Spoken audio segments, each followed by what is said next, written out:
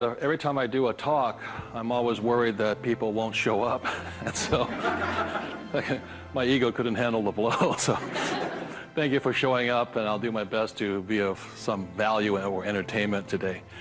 First of all, how many people have had the chance to read Rich Dad, Poor Dad? Good. Okay, thank you. For those who haven't had a chance to read the book, I'll give you a quick background on the story. Rich Dad, Poor Dad is a true story, and it's based upon my two dads. My real dad was the head of education for the state of Hawaii, a very smart man. He was the boss and things like that when I was in school. And my rich dad was my best friend's father. And my best friend's father was a man who didn't finish school. He dropped out of school at age 13, but ultimately became one of the richest men in the state of Hawaii. Self-made, did it on his own and stuff like that. So Rich Dad, Poor Dad is a true story of what two fathers tell their two sons, my best friend and I, about the subject of money. And as the the positioning statement of the book says, what the rich teach their kids about money, that the poor and middle class do not.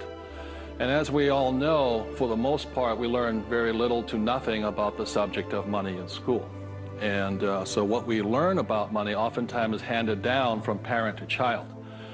And those are the ideas that we have relative to the subject of money. So my rich dad was a man who, he was my best friend's father, like I said, when you look at the white sand beaches of Waikiki and the hula girls and the palm trees, my rich dad was the guy that owned the land underneath the hotels. And my poor dad, I call him my poor dad, although he was a high-paid government official, and I do mean high-paid. He made a lot of money. In fact, he made much more money as far as a salary and paycheck goes than my rich dad. And so the story is really what my rich dad taught me as compared to my poor dad. And so what we're going to be going over today are some additional ideas and thoughts and information that may assist you in getting wealthier, easier, quicker. How many people would like to get wealthier, easier, and quicker? Good, thank you. So in contrasting them, most of us have heard, like my poor dad, very middle-class man, smart man, but he had middle-class ideas when it came to money and values. And he always said, son, our house is an asset, and it's our largest investment. And my rich dad would say, here, I'm 9 years old. I go, okay, I got it, Dad, I got it, right? And then I would go over to my rich dad's house, and I would say, my dad just said, our house is an asset and our largest investment. And my rich dad would say, well, that's why your old man's not rich, is because your house is not an asset, and if it's your largest investment, you're in really big trouble. And that's when the contrast that started to hit me. And then my poor dad always said, do you think money grows on trees? And his favorite words were, I'd say, Dad, let's buy this. He goes, I can't afford it. And my rich dad said he forbade his son and I from ever saying the words, I can't afford it. He said, the moment you say you can't afford something, it becomes true. So the power of the spoken word or your thought has the ability to become what you think is real in the world. So if you say, I can't afford something, that becomes your real world or reality. And what my rich dad said instead was, instead of saying I can't afford it, simply say, how can I afford it?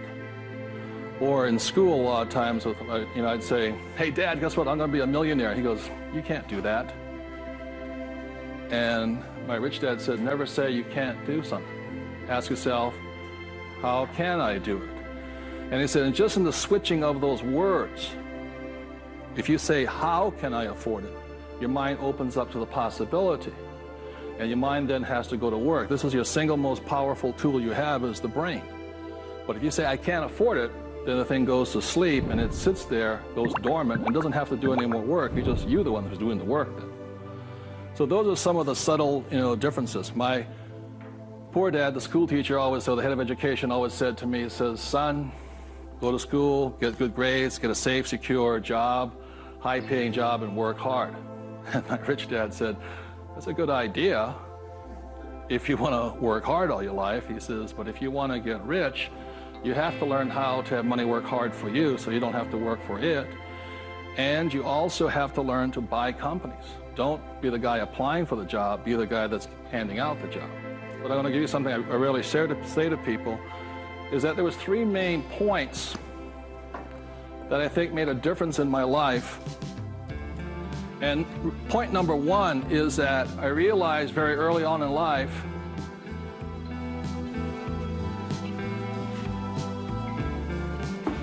money is a what? Idea. It's whatever you think it is. Now, when people say, well, how can I get more money? I said, well, just first change the way you think, change your ideas. That's the good news. That's all you have to do.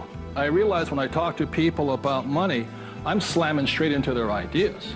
And a lot of times with money, there's several subjects you don't talk about at the dinner table: sex, religion, politics, and money, and whatever. And the reason for that is it's a very volatile subject.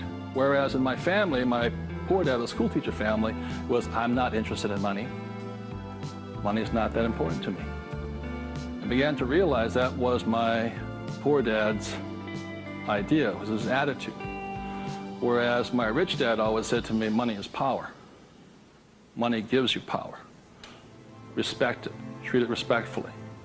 So there's all these different ideas about the subject of money. The thing I hear people say is, I'll never be rich. And that becomes a self-fulfilling prophecy, you see. And that's why money, just as an idea, is so powerful. And when I talk to people, I oftentimes ask them, I said, what did your parents tell you about the subject of money? Because that becomes real. If you were told, go to school and get a job, see, many of us may not be in the same profession, but we're following the same path. And most people did not come from families that were rich. In America, less than 1 out of 100 people at age 65 becomes rich. In the richest country in the world, 1 out of 100. 4 become wealthy. I think 56% are dependent upon the government or a pension to take care of them. And they start going downhill. So what I had to do, what I'm going to be talking to you about, is I had to watch my ideas, I had to watch what I said, and I had to watch who was giving me the ideas. Okay? Because they're not the same. Like you go to one doctor and they say, eat a low-fat, high-carbohydrate diet. You go to another doctor, they say, eat a high-fat, low-carbohydrate diet. Somewhere you got to make your choice. Number 2, the thing that I learned by having 2 dads with their contrasting points of view, I realized this really early on.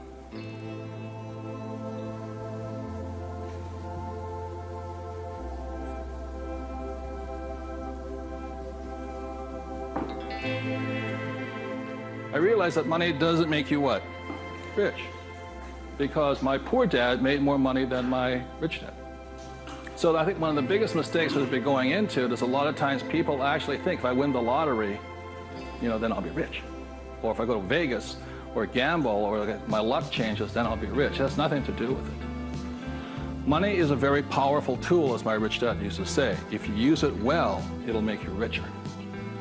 If you abuse it, it'll make you poor. So one of the big things that my poor dad made the mistake of saying, he always thought that if he got a pay raise, that would solve his money problems.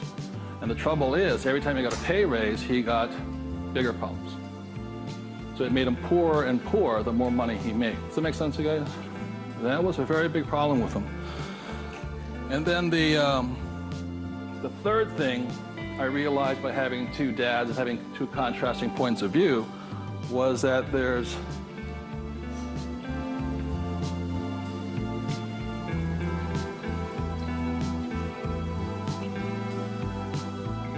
two kinds of money problems.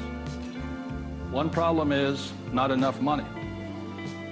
The other problem is too much money. And they're both problems. And the thing that I say to people is this, that, I think most people think they're real special. I'm the only one with money problems. Well, the reality is everybody has money problems. Everybody. Every single person. Every company has money problems. Every country has money problems. Every government has money problems. Everybody has a money problem. What makes you rich or poor or middle class is how you challenge or handle the problem. And what most people do, since, so most of us came from families where the problem was too much or too little. Too little. And that becomes our idea. We think money is scarce, hard to get, work hard for it. Very popular around today, suggesting that the way you get rich is cut up your credit cards. Oh, man. Live below your means. Those are poor people's mentalities. Save, go long term, buy mutual funds. And it's not a rich person's way of thinking. I love my credit cards. They make me happy.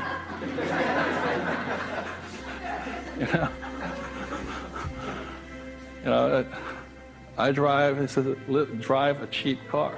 I don't look good in a cheap car. I don't feel good.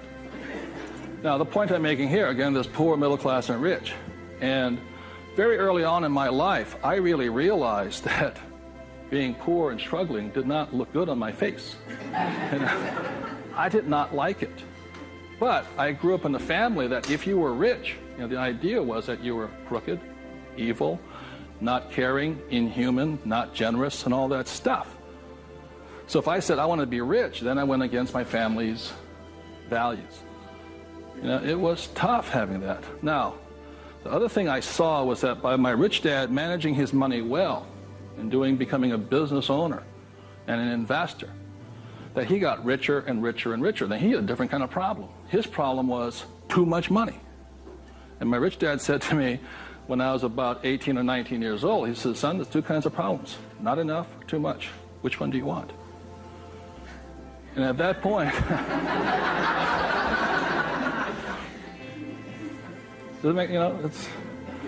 and so I made an obvious choice. I said, I like the one with too much. I want to have that problem. And it's a very big problem. So knowing these three different things, I could make different distinctions and different choices in my life. The big point I want to make today is that money comes down to fundamentally a choice. That's all it is.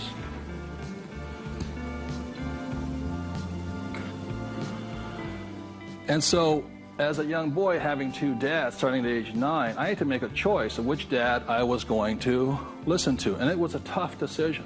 Really, really, really hard because I loved both men. Both men were big men. If there was a role model that they filled, they were tall, and they acted like John Wayne or Robert Mitchum, not Pee Wee Herman.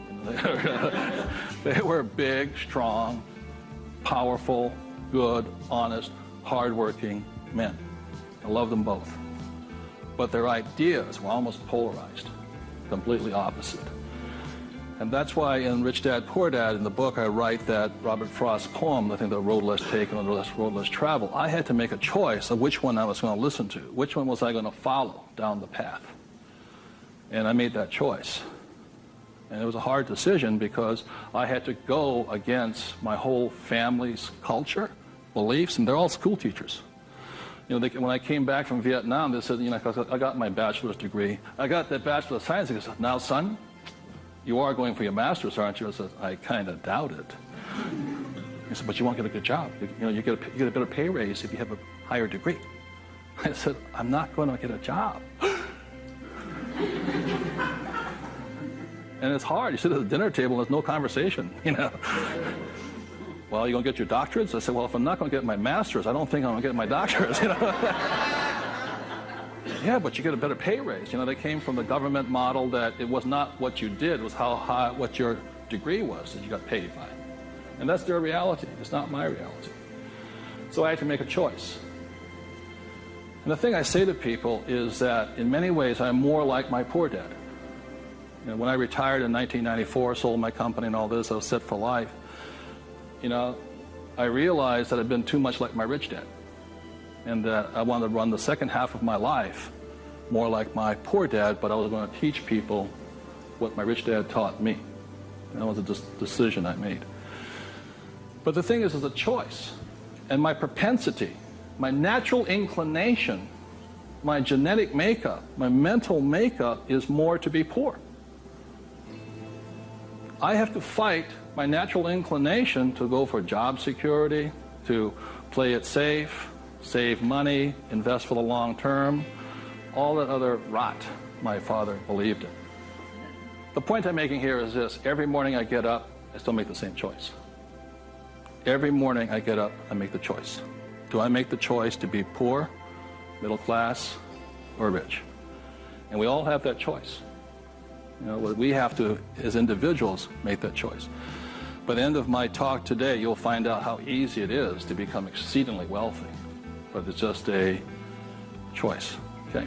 So my intention is to maybe shake some of your core values. Think about the way you think, change the way you think. You may want to make some new choices and things like this. That's my purpose. So what I'd like to ask you to do is you find a partner. I'll give you about 30 seconds. And you can just talk it over. You talk about what your parents taught you, what choices you had. But more importantly, talk about this subject here. It's just an idea. What were some of the ideas you got from your family? The idea that you think you work harder and make more money, will that make you rich? I don't think so. And there's only two kinds of money problems. Which one do you want? If you're sitting by yourself, break out a notebook and just write down some of your thoughts. Because really, it's just your ideas that cause you to be rich, poor, middle class.